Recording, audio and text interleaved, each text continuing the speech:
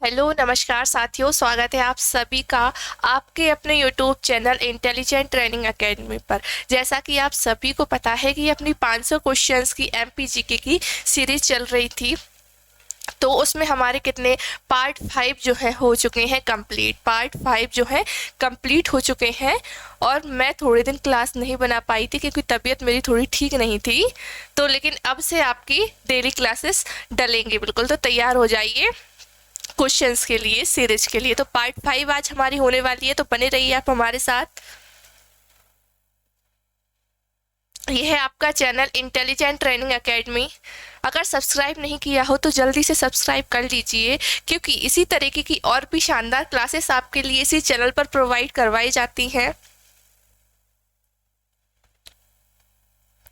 साथ ही आप हमारे चैनल से बहुत ही शानदार मैथ्स भी पढ़ सकते हैं। मैथ्स यहाँ पर आप बहुत अच्छे से पढ़ सकते हो और हमारे टेलीग्राम चैनल पर ज़रूर से ज्वाइन हो जाइएगा, क्योंकि वहाँ पर आपको जो भी पढ़ाया जाता है उसकी डेली क्लासेस की पीडीएफ्स आपको वहाँ मिल जाती हैं। डेली क्लासेस की नोटिफिकेशन आपको वहाँ मिलती है, ठीक है। एग्ज़ाम जो भी आने वाले होते हैं आपकी, उसकी नोटिफिकेशन मिल जाती है आपको, है ना। और ऑल इम्पोर्टेंट नोट्स, आपके एग्ज़ाम्स के लिए जितने इम्पोर्टेंट नोट्स होंगे वो आपको कहाँ पर मिलेंगे, आपके अपने चैनल इंटेलिजेंट ट्रेनिंग एकेडमी पर, टेलीग्राम चैनल पर, ठीक है। तो ज्वाइन होना ना भूलिए।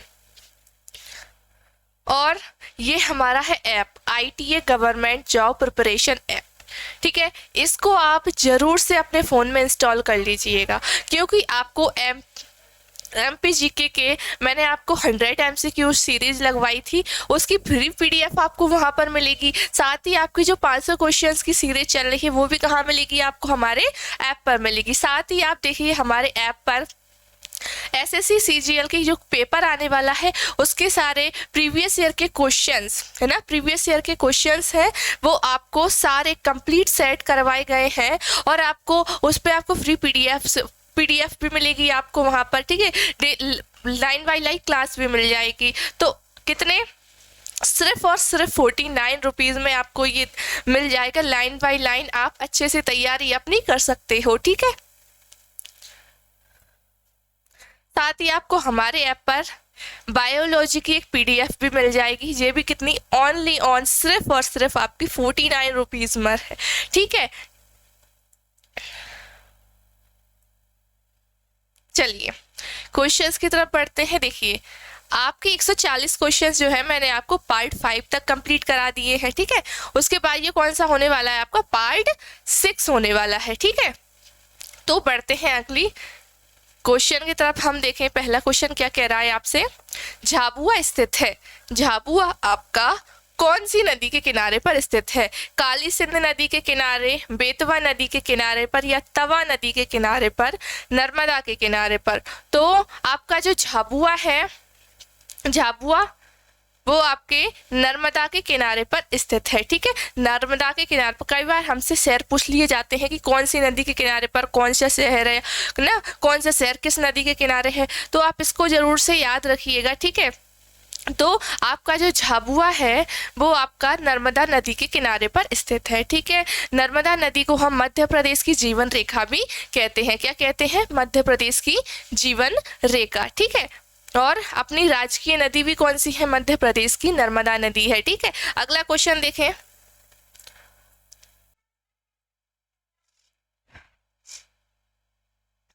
चलिए अगला क्वेश्चन देखते हैं हम। गंगा नदी में मिलती है, गंगा नदी में कौन सी नदी आपकी जाकर मिलती है, चंबल नदी मिलेगी, बेतवा नदी, सोन नदी, या फिर हत्सो नदी। कौन सी नदी मिलती है आपकी गंगा नदी में जाकर, तो वो आपकी सोन नदी मिलती है। सोन नदी कौन सी साइड बहती है, तो सोन नदी आपकी ये पूर्वी साइड बहती है। कहाँ पर, ये पूरब की साइड जो है आपकी सोन नदी बहती है, ठीक है। और बात करें कि जो सोन नदी है इसको पहले किस नाम से जाना जाता था, है ना। सोन नदी का अन्य नाम एक जान लीजिए, अन्य नाम क्या होगा इसका, नंद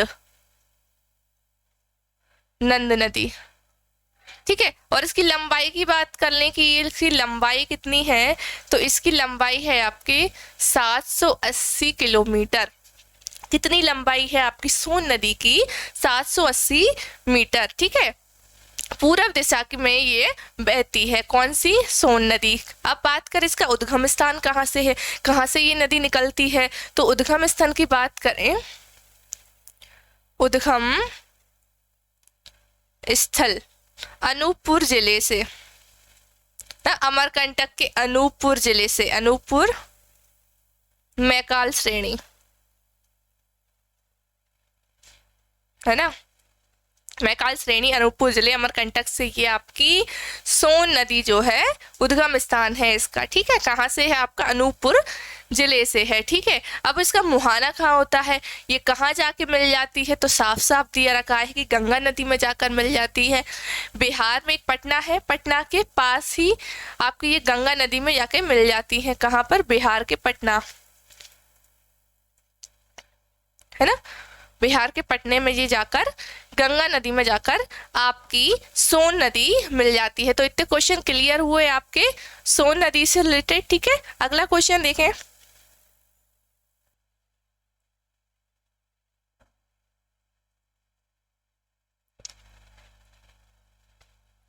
चलिए अगला क्वेश्चन क्या कह रहा है आपसे, जानापाव पहाड़ी से निकलती है, जानापाव पहाड़ी से आपकी कौन सी नदी निकलती है? आपके मिसलेनियस क्वेश्चंस है, तो इसमें सारे तरीके के आ रहे हैं, नदियों से रिलेटेड, उद्यान से, आपके वन से रिलेटेड, कृषि से रिलेटेड ना, आपके उद्योग से रिलेटेड, आपके मध्य प्रदेश के गठन पुनर्गठन से रिलेटेड ना, सारे क्वेश्चंस तो इसमें है। तो हमारे कितने सारे क्वेश्चंस कवर हो चुके हैं। मिसलेनियस क्वेश्चन से फायदा ये होता है हमें सारे कवर होते चलते हैं, आपके इंपॉर्टेंट क्वेश्चंस आपको समझ में आने लगते हैं, याद होने लगते हैं, है ना। और पीडीएफ आपको हमारे ऐप पर मिलेगी, ये वाली पीडीएफ जो आपको complete line by line 500 questions जिसमें दिए जाएंगे, ठीक है।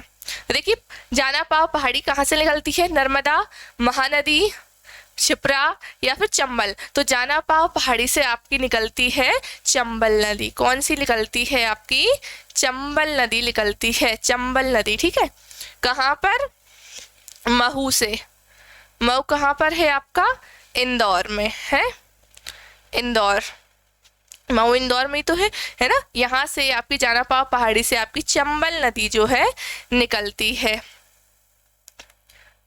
इसकी लंबाई की बात कर लेते हैं कि इस नदी की लंबाई कितनी है, चंबल नदी की लंबाई। तो लंबाई हमारी है चंबल नदी की 965 किलोमीटर। कितनी है?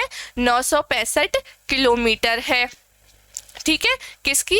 चंबल नदी की, ठीक है। और चंबल नदी में किसका संरक्षण किया जाता है? डॉल्फिन का। डॉल्फिन का संरक्षण भी इसमें किया जाता है। तो मैं लिख देती हूँ, जिससे जब आप पीडीएफ जो पढ़ोगे ना तो उसमें ये लिखा हुआ दिख जाता है, तो आसानी रहती है ना। तो आपकी संरक्षण किया जाता है, संरक्षण किया जाता है, किसका किया जाता है? डॉल्फिन,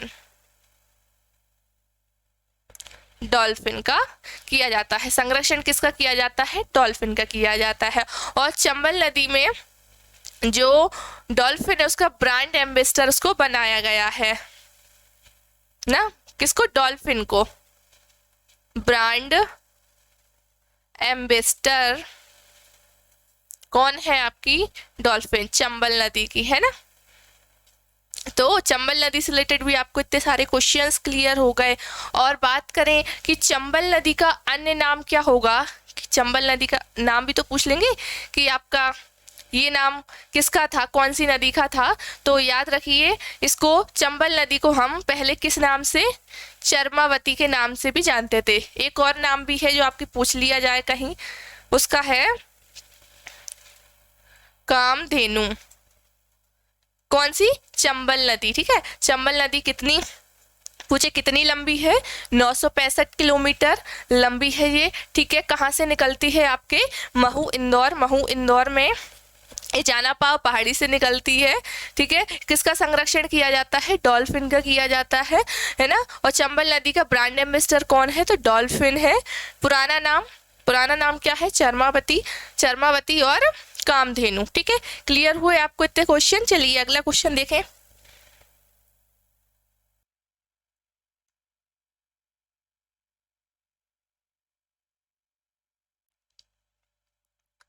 अगला क्वेश्चन देखें। प्रसिद्ध सांची नगर तट पर स्थित है। आपका जो प्रसिद्ध सांची क्यों, यहाँ पर बौद्ध स्तूप है ना, जिसे यूनेस्को में शामिल किया गया है विश्व धरोहर ना, मैंने आपको पढ़ाया था ये भी। तो आपका जो प्रसिद्ध सांची नगर है वो आपके कौन से नदी के तट पर स्थित है? बेतवा नदी, नर्मदा नदी, सोन नदी या फिर केन नदी? तो हम याद रखेंगे आपका जो सांची है वो बेतवा नदी के किनारे पर स्थित है, बेतवा नदी के तट पर स्थित है। ठीक है, देखिए आपका जो बेतवा नदी है, जैसे हम मध्य प्रदेश की जीवन रेखा किसे बोलते हैं?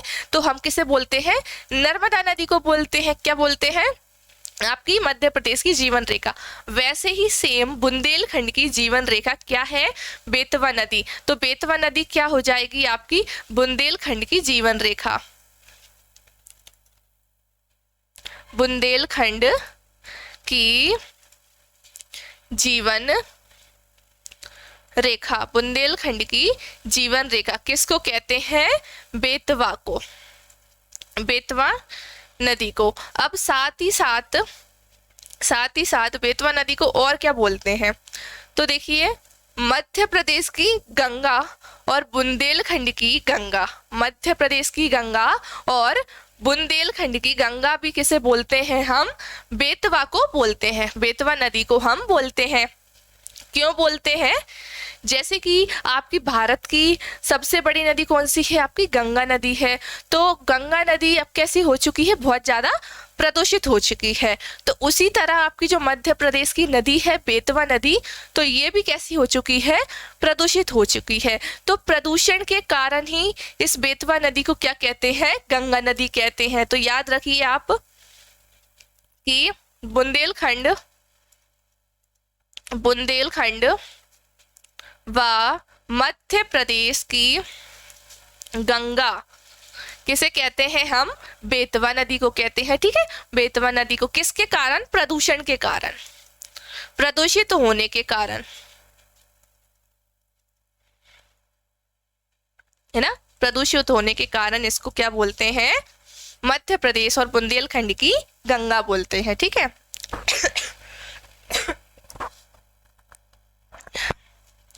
और बात करें कि बेतवा जो नदी है, बेतवा नदी इसकी लंबाई है 590 मीटर। क्या है ये? लंबाई है। ठीक है, लंबाई है।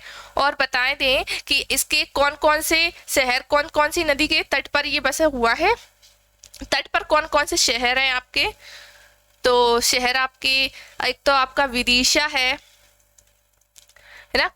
कौन कौन से नगर हैं? विदिशा, सांची, भोजपुर, ओरछा, है ना, ओरछा। ठीक है, ये जो है आपके क्या है? आपकी किस नदी के तट पर है? आपके बेतवा नदी के तट पर स्थित है। ठीक है, और ओरछा में जैसे हम बेतवा को बेतवा बोलते हैं मध्य प्रदेश में, लेकिन जो ओरछा है तो ओरछा में क्या बोलते हैं?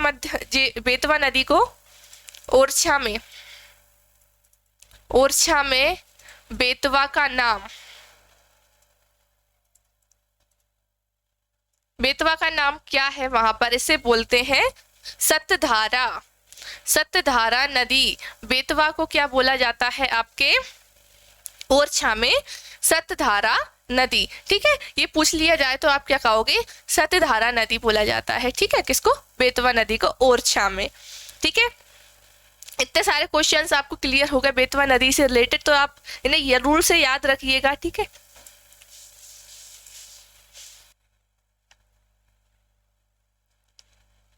चलिए, मध्य प्रदेश की सबसे बड़ी नदी है। आपके मध्य प्रदेश की सबसे बड़ी नदी कौन सी है? चंबल नदी, शिप्रा नदी, नर्मदा नदी या फिर महानदी? तो मध्य प्रदेश की सबसे बड़ी नदी, हमारी राजकीय नदी, मध्य प्रदेश की जीवन रेखा कही जाने वाली नदी कौन सी? नर्मदा नदी, है ना, नर्मदा नदी, जिसे हम मैया का दर्जा देते हैं, है ना। तो नर्मदा नदी मध्य प्रदेश की सबसे बड़ी नदी है। ये आपकी भारत की 5वीं सबसे बड़ी नदी में आती है, 5वीं सबसे बड़ी नदी में आती है, ठीक है। पहले पर कौन सी है आपकी भारत में आपकी पहले पर हम सभी जानते हैं हमारी गंगा नदी है ना। दूसरे पर आपकी गोदावरी है, गोदावरी। तीसरे पर आपकी कृष्णा नदी। चौथे पर कौन सी है, यमुना नदी। 5वें पर आपकी आ जाती है नर्मदा नदी, है ना, नर्मदा नदी। और मध्य प्रदेश की जो सबसे बड़ी नदी है कौन सी, नर्मदा नदी। तो इसकी टोटल लंबाई कितनी बात करें तो जो सबसे बड़ी नदी है तो इसकी लंबाई कितनी है, 1312 किलोमीटर। 1312 किलोमीटर जो है कि कौन कौन सी राज्यों में ये बहती है, तो ये 3 राज्यों में आपके होकर गुजरती है। एक तो आपका मध्य प्रदेश, एक तो आपका हो गया मध्य प्रदेश पहला, दूसरा आपका गुजरात, तीसरा आपका कौन सा हो गया, महाराष्ट्र। इन राज्यों से होते होते ये खंबात की खाड़ी में जाकर गिर जाती है। बात करें इसका उद्गम स्थल कहाँ से है तो अनूपपुर जिले से, आपके अमरकंटक से ये आपकी नदी नर्मदा नदी निकलती है। और बात करें कि ये 1312 किलोमीटर है तो ये टोटल है, यानी आपके मध्य प्रदेश, गुजरात, महाराष्ट्र इन तीनों को मिला के। लेकिन बात करें कि एमपी में कितनी बहती है ये, तो एमपी में आपकी बहती है 1077 किलोमीटर, ठीक है। कितनी बहती है, 1077 किलोमीटर। अदर यानी कि अदर स्टेट्स में ये कितनी बहती है, 235, है ना, 235 किलोमीटर ये आपकी नदी बहती है अदर में, यानी आपके गुजरात, महाराष्ट्र में, ठीक है। इतने क्वेश्चन क्लियर हुए, ठीक है।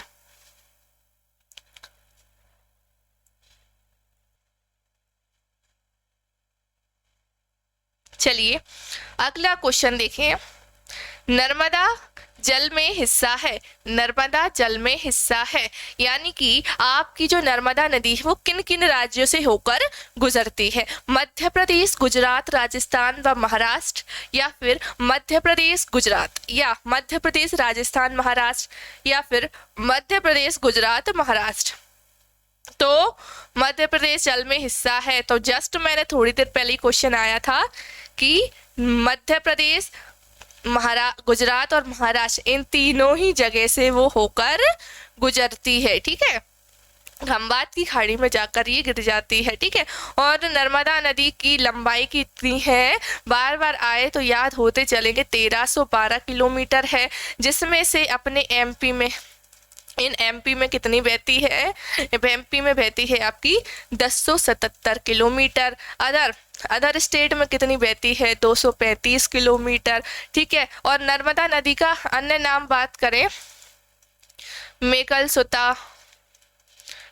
सोता कहते हैं इसको, रेवा कहते हैं ना, कई बार क्वेश्चन आ जाता है रेवा से रिलेटेड। तो मध्य प्रदेश का ही पुराना नाम क्या था, रेवा, है ना। इसको रेवा के नाम से पहले जाना गया है, रेवा के नाम से नर्मदा नदी को पुकारा गया है, ठीक है।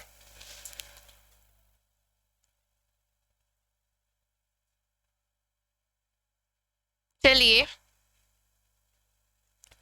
अगला क्वेश्चन क्या है आपका, मध्य प्रदेश में नर्मदा की लंबाई कितनी है। मध्य प्रदेश में सारे क्वेश्चन बताती जा रही हूँ, क्वेश्चन बनते जा रहे हैं, ऐसे ही आपके एग्जाम में ये क्वेश्चंस बन जाते हैं, ठीक है। तो मध्य प्रदेश में नर्मदा की लंबाई कितनी है, 1077, 1177, 977 या फिर 170, 71, कितनी है आपकी मध्य प्रदेश की नर्मदा की लंबाई, 1077 है ना। टोटल की कितनी है, 1312 किलोमीटर है, 1312 किलोमीटर है, ठीक है। नर्मदा नदी का अन्य नाम मैंने बताया क्या था, मेकल सोता और रेवा।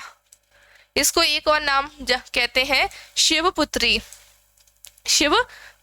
शिवपुत्री का दर्जा जो है किसे दिया गया है, हमें नर्मदा नदी को दिया गया है, ठीक है। शिवपुत्री इसका अन्य नाम भी है, ठीक है।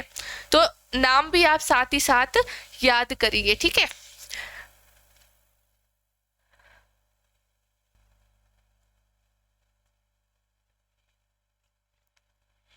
चलिए अगला क्वेश्चन क्या है आपका, पुराणों में बेतवा नदी का नाम क्या है? पुराणों में नदियों का नाम दिया गया है, तो पुराणों में बेतवा नदी का नाम क्या है? बेनगंगा, बेत्रवती, वेस्था या वितस्था?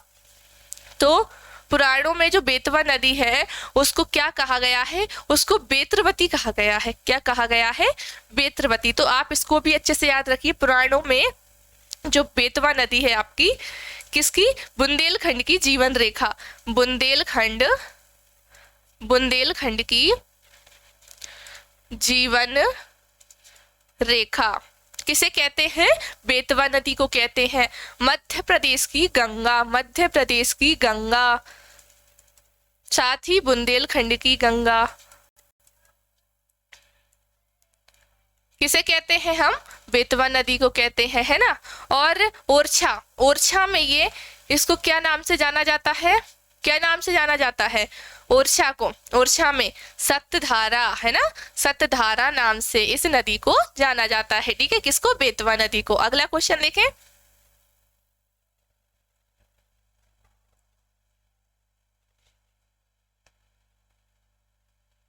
चलिए चंबल के उद्गम स्थल पर प्रसिद्ध मंदिर है। चंबल का जो उद्गम स्थल है, चंबल का जो उद्गम स्थल है आपके, वो वहां पर एक फेमस मंदिर है, तो वो फेमस मंदिर किसका है? देखिए, जनकेश्वर महादेव, हटकेश्वर महादेव, कृष्ण मंदिर या इनमें से कोई नहीं। तो जो चंबल का उद्गम स्थल है वहां पर आपके जनकेश्वर महादेव यानी फेमस मंदिर जो है, इसका मंदिर जनकेश्वर महादेव का मंदिर वहां पर स्थित है। ठीक है, अगला देखें,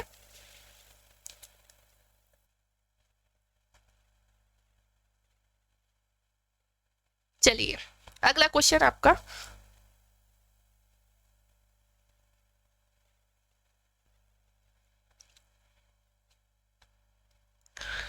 देखिए चंबल निम्न प्रदेश में से होकर बहती है। जो चंबल नदी है आपकी वो कौन कौन सी जगह से? हमें तो पता है ये मध्य प्रदेश से निकलती है, साथ ही साथ और भी तो राज्यों में बहती होगी, तो वो राज्य बताने हैं आपको। देखिए, मध्य प्रदेश, राजस्थान, मध्य प्रदेश, उत्तर प्रदेश, मध्य प्रदेश, उत्तर प्रदेश, राजस्थान, या फिर मध्य प्रदेश, राजस्थान, नई दिल्ली।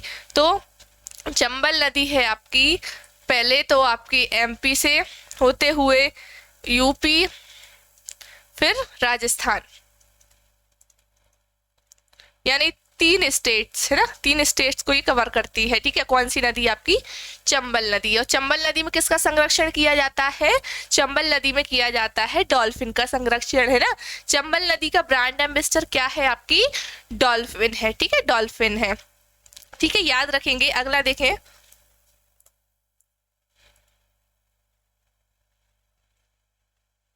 चलिए अगला क्वेश्चन आपका,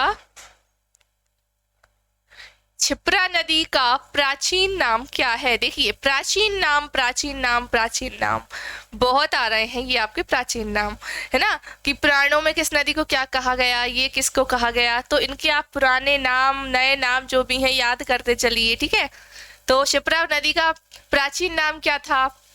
प्रेक्षा, अवंती, उज्जवनी या फिर इनमें से कोई नहीं। तो क्षिप्रा नदी का जो पुराना नाम है इसको पहले प्रेक्षा नाम से जाना जाता था। ठीक है, किस नाम से? प्रेक्षा नाम से। ठीक है, अगला देखिए, चलिए आगे का क्वेश्चन, निम्न में से कौन सी नदियां ऐसी हैं जिनमें आपकी वर्ष भर पानी रहता है? इनमें से कौन सी नदी है जिनमें साल भर, है ना, आपके वर्ष भर इनमें पानी रहता है? ताप्ती नदी, चंबल नदी, बेतवा नदी या फिर उपरोक्त सभी? ये सभी बड़ी बड़ी नदियां हैं, इनमें क्या है? पानी सूखता नहीं है, इनमें वर्ष भर ही क्या रहता है? पानी भरा रहता है ना, पानी भरा रहता है वर्ष भर।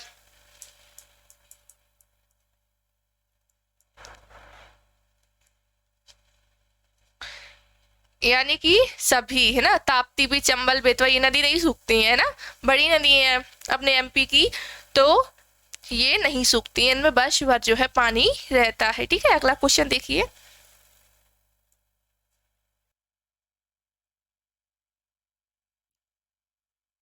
चलिए अगला क्वेश्चन, किन नदियों के संगम स्थल को प्राणहिता संगम कहते हैं?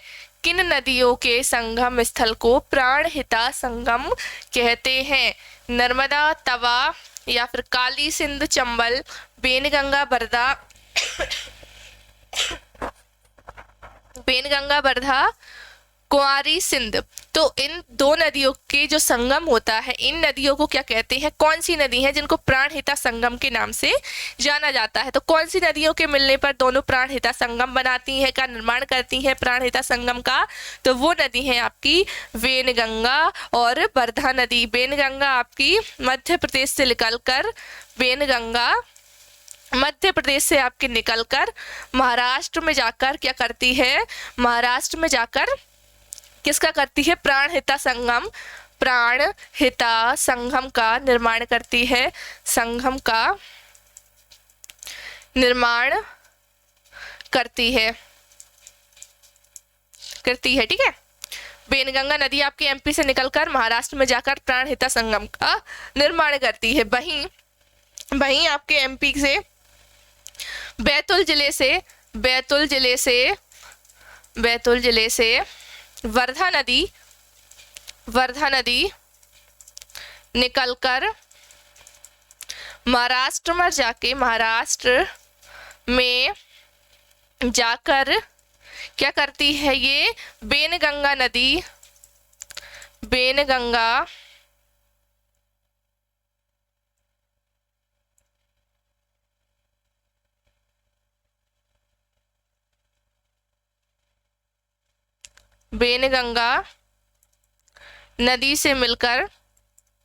नदी में मिलकर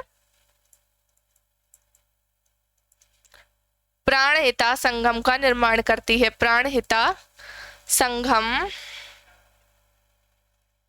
का निर्माण। यानी कि जो बेनगंगा नदी है आपकी एमपी से निकलकर महाराष्ट्र में जाती है, ठीक है। देखो ऐसे महाराष्ट्र में गई ये नदी, महाराष्ट्र में वहीं से आपकी ये वर्धा नदी निकली और यहाँ पर आपके क्या हो गया? ये दोनों जाकर मिल गई, तो ये बना रही हैं प्राणहिता संगम बना रही हैं आपकी कौन कौन सी नदी? बेनगंगा और वर्धा नदी, ठीक है, वर्धा नदी। तो ये दोनों नदियां क्या बनाती हैं? प्राणहिता संगम। और इसके अलावा जो बेनगंगा नदी है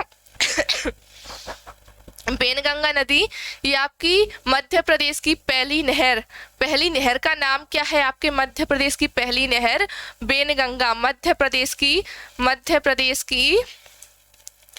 पहली नहर क्या है?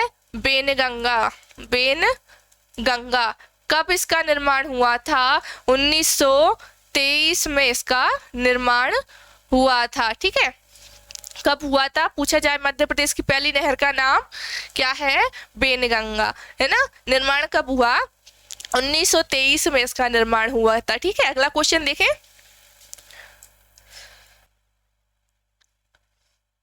चलिए अगला क्वेश्चन आपका, नर्मदा मध्य प्रदेश की सबसे बड़ी नदी है और ये भारत की बड़ी नदियों में कौन से नंबर पर आती है? नर्मदा आपकी मध्य प्रदेश की सबसे बड़ी नदी है, हम जान ही चुके हैं ना। सबसे बड़ी नदी कौन सी है? आपके मध्य प्रदेश की नर्मदा नदी है, ठीक है। तो अब पूछा गया कि ये भारत की नदियों में ये कौन से नंबर पर आती है? पहले पे, दूसरे पे, ऐसे। तो देखिए 5वीं, 6वीं, 7वीं या 8वीं। यही अभी मैंने बताया भी है आपको कि आपकी जो नर्मदा नदी है भारत की नदियों में से, बड़ी नदियों में से, वो 5वें नंबर पर आती है। कौन से नंबर पर आती है? आपकी 5वें नंबर पर, ठीक है। फिर से देख लीजिए, पहले पर आपकी, देखिए लिख देती हूँ, आप ऐसे समझिए। पहले नंबर पर आती है आपकी गंगा नदी, जो कि आपके भारत की सबसे बड़ी नदी है। दूसरी भारत की सबसे बड़ी नदी कौन सी है? गोदावरी है, गोदावरी ना। तीसरी आपकी कौन सी है? कृष्णा नदी है, कृष्णा नदी। चौथी आपकी यमुना नदी है, यमुना नदी। 5वीं आपकी कौन सी आती है? नर्मदा नदी है ना, आपके मध्य प्रदेश की सबसे बड़ी, भारत की सबसे बड़ी गंगा नदी, ठीक है। इसकी लंबाई है आपकी 2552 है लगभग शायद। और गोदावरी नदी की है आपकी 1464 और इसकी है आपकी 1400 कृष्णा नदी की, और इसकी शायद 1376, और आपकी नर्मदा नदी की हमें पता ही है 1312। ठीक है, ये नदियों की क्या है,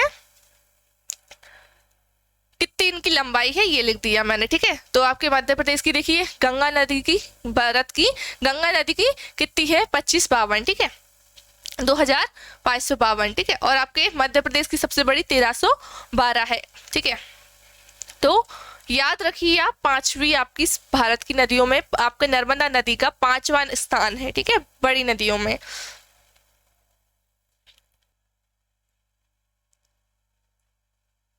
देखिए अगला क्वेश्चन, नर्मदा नदी के उद्गम स्थल से सबसे समीपस्थ जलप्रपात कौन सा है। हमें पता है कि नर्मदा नदी का उद्गम स्थल कहाँ से है, कहाँ से है नर्मदा नदी का उद्गम स्थान, आपके अमरकंटक से है ना, आपके अनूपपुर जिले से है ना नर्मदा नदी का उद्गम स्थल। अब वहां से जो अनूपपुर जिले से जो नर्मदा नदी निकल रही है, जो उद्गम स्थल है, तो उसके समीपस्थ में जलप्रपात है। तो जलप्रपात का नाम क्या है, जो सबसे बहुत सारे वहां क्या है जलप्रपात है, झरने हैं, तो सबसे समीप कौन सा है, कपिल धारा, दुग्ध धारा, धुआंधार या फिर सहस्त्र धारा। तो सबसे पास में समीप में है जो आपके उद्गम स्थान के, ऐसे यहां से या मान लो निकल रही है, तो यहाँ पर है आपका कपिल धारा। फिर इसके बाद आता है आपका शायद लक्ष्मण धारा, फिर आती है आपकी दुग्ध धारा, ऐसे करके बहुत सारे क्या है आपके ये धाराएं हैं, जलप्रपात है आपकी नर्मदा नदी के पास में। सबसे समीपस्थ लेकिन कपिल धारा जलप्रपात है। ठीक है, याद रखिए। अगला देखें,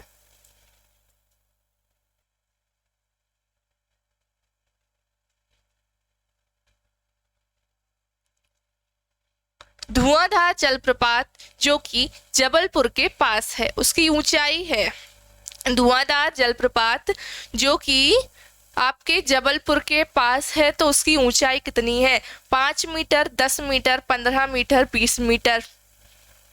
तो कितनी है आपकी धुआंधार जलप्रपात की ऊंचाई, 15 मीटर। कहाँ से निकलती है, आपके भेड़ाघाट से निकलती है ना, जबलपुर। भेड़ाघाट कहाँ है आपका, जबलपुर में है। ठीक है,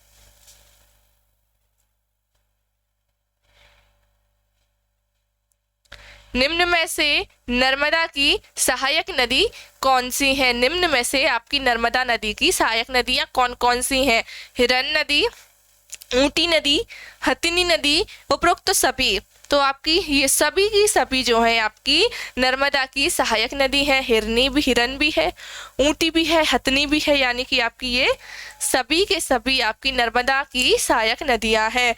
तो ये क्वेश्चन अपने चल रहे हैं, और मैंने आपको पिछली क्लास में बताया था कि संडे को, कि मैंने पिछली क्लास में बताया कि अगले संडे को, यानी कल आने वाला जो संडे है, उसमें आपका टेस्ट होने जा रहा है, लाइव टेस्ट।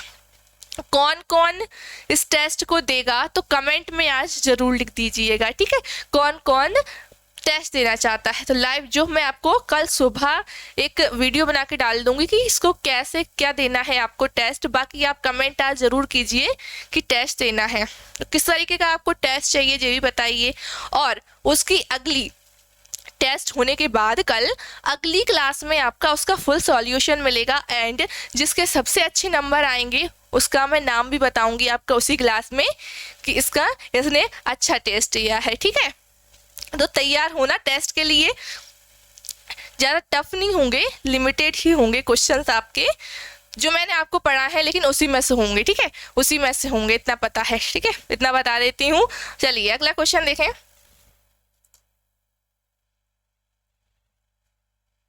देखिए अगला क्या कह रहा है आपसे क्वेश्चन, सरदार सरोवर बहुमुखी योजना का निर्माण किस नदी पर किया जा रहा है। सरदार सरोवर बांध, जब मैंने आपको बांध की एक क्लास पढ़ी हुई है हमारे चैनल पर, आपने नहीं देखी हो, ये बांध कहाँ पर है, कैसा है, इसकी लंबाई वगैरह सब कुछ मैंने डिटेल में आपको पढ़ाया है। ठीक है, तो वो क्लास आप जाकर देख सकते हो, बांध से रिलेटेड है। तो आपको देखिए सरदार सरोवर बांध जो है आपकी किस नदी पर है, कृष्णा नदी, गंगा नदी, ताप्ती नदी या फिर नर्मदा नदी। तो याद रखिए सरदार सरोवर जो आपके सरदार सरोवर डैम है आपका नर्मदा नदी पर बनाया गया है, ठीक है, नर्मदा नदी पर। अगला देखिए,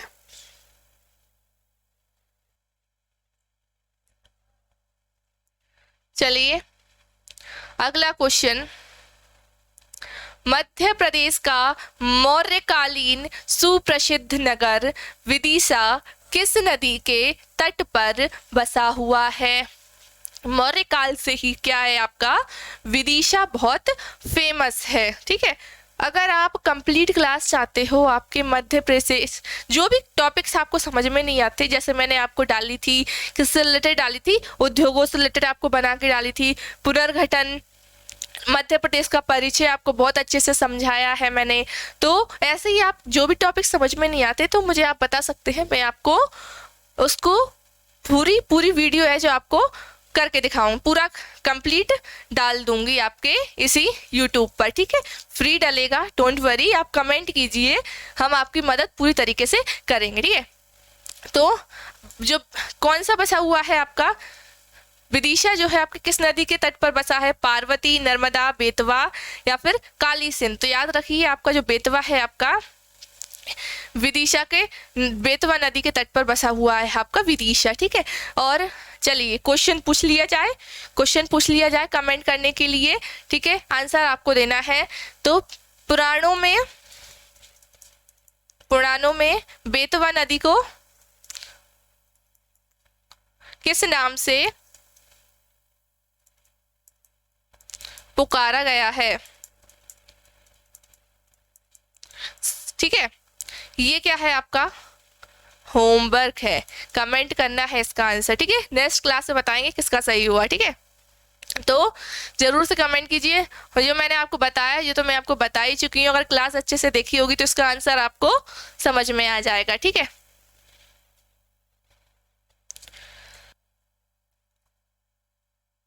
चलिए 160 नंबर पर हम आ चुके हैं।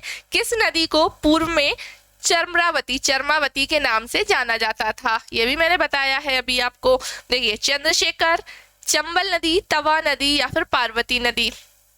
तो देखिए चर्मावती आपकी किस नदी को कहते थे, किस नाम से जाना जाता, चंबल को पुराना नाम क्या है, चर्मावती। एक और बताया था कामधेनु, अन्य नाम है या अन्य है ना, एक आपका कौन सा हो गया, चर्मावती, ठीक है। चलिए अगला क्वेश्चन देखिए,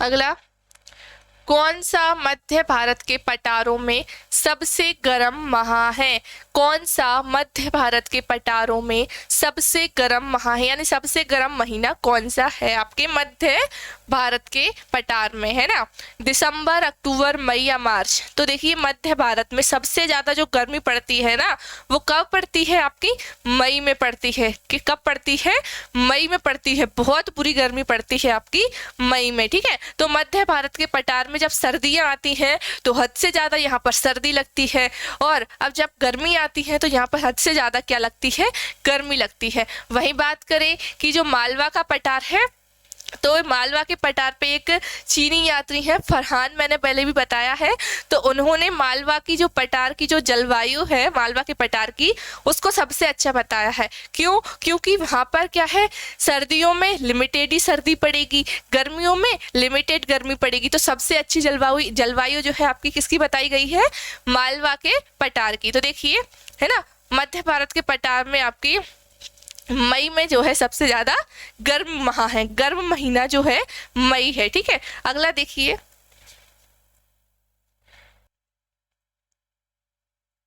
चलिए अगला क्वेश्चन देखिए, जानापाव चोटी किस क्षेत्र का भाग है? आपकी जो जानापाव चोटी है ये आपका कौन से क्षेत्र का भाग है? बुंदेलखंड के पठार का, रीवा पन्ना के पठार का, मालवा के पठार का, या फिर सतपुड़ा में मैकाल श्रेणी का? तो जो जानापाव चोटी है आपकी मालवा के क्षेत्र का भाग है। किसकी? मालवा के क्षेत्र का। मालवा के क्षेत्र में दूसरी बड़ी चोटी है ये। इसकी जो लंबाई है कितनी है? 854 मीटर है। कितनी है? 854 मीटर है। किसकी? जानापाव चोटी की लंबाई है ना। बात करें कि मालवा का जो पठार है इसकी सबसे लंबी चोटी कौन सी है, तो जो सबसे लंबी चोटी है आपकी किसकी? मालवा के पठार की। मालवा के पठार की सबसे लंबी चोटी, सबसे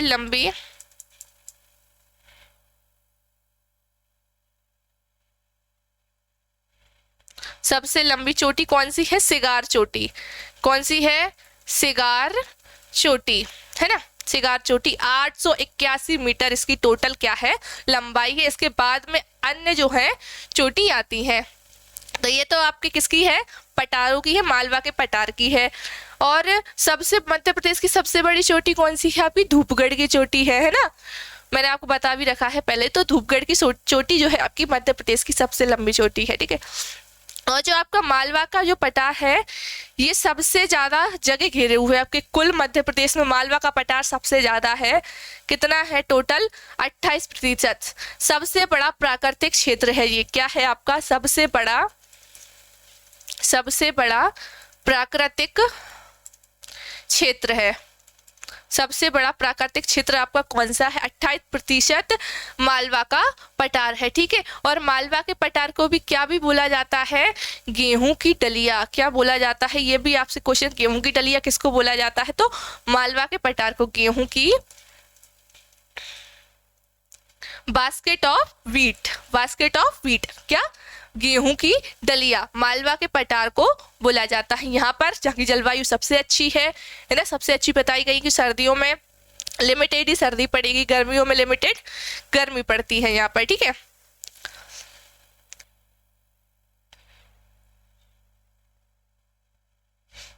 मध्य प्रदेश को प्रमुख रूप से कितने प्राकृतिक भागों में बांटा गया है? 2, 3, 4 या 5? तो आपके मध्य प्रदेश में को कितने? 3 भागों में जो है डिवाइडेड किया गया है। 3 भागों में ना, 3 प्राकृतिक भागों में। अगला देखिए,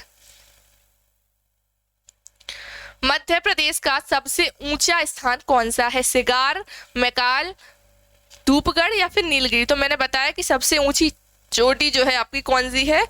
धूपगढ़ है ना। धूपगढ़ मध्य प्रदेश की सबसे ऊंची जो चोटी है आपकी किस में? धूपगढ़ यानी सतपुड़ा की श्रेणी में आती है वो। तो धूपगढ़ आपकी सबसे लंबी चोटी है आपके मध्य प्रदेश की, ठीक है। सबसे ऊंचा स्थान है।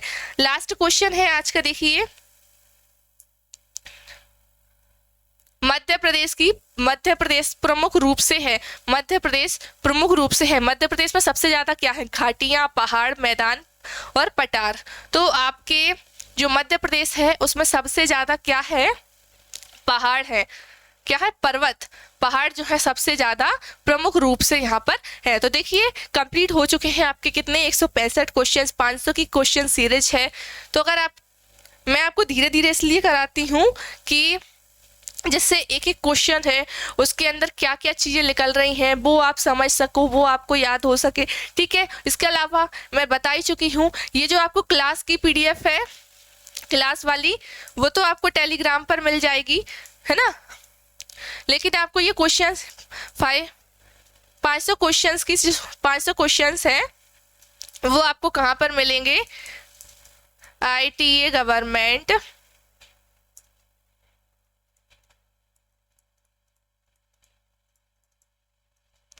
इस पर आपको इस एप्लीकेशन को आपको इंस्टॉल कर लेना है और वहां पर आपको हमारी 500 क्वेश्चंस की कंप्लीट सीरीज आपको दी गई है विद आंसर्स नीचे उसमें दिए गए हैं, ठीक है। तो इंस्टॉल जरूर से कर लीजिएगा। और आज की क्लास कैसी लगी कमेंट्स जरूर कीजिएगा, ठीक है। वीडियो पसंद आई हो तो लाइक कीजिए, चैनल को सब्सक्राइब कीजिए। मिलेंगे अगली क्लास में इसके अगले पार्ट्स के साथ। जब तक के लिए पढ़ते रहिए। Thank you.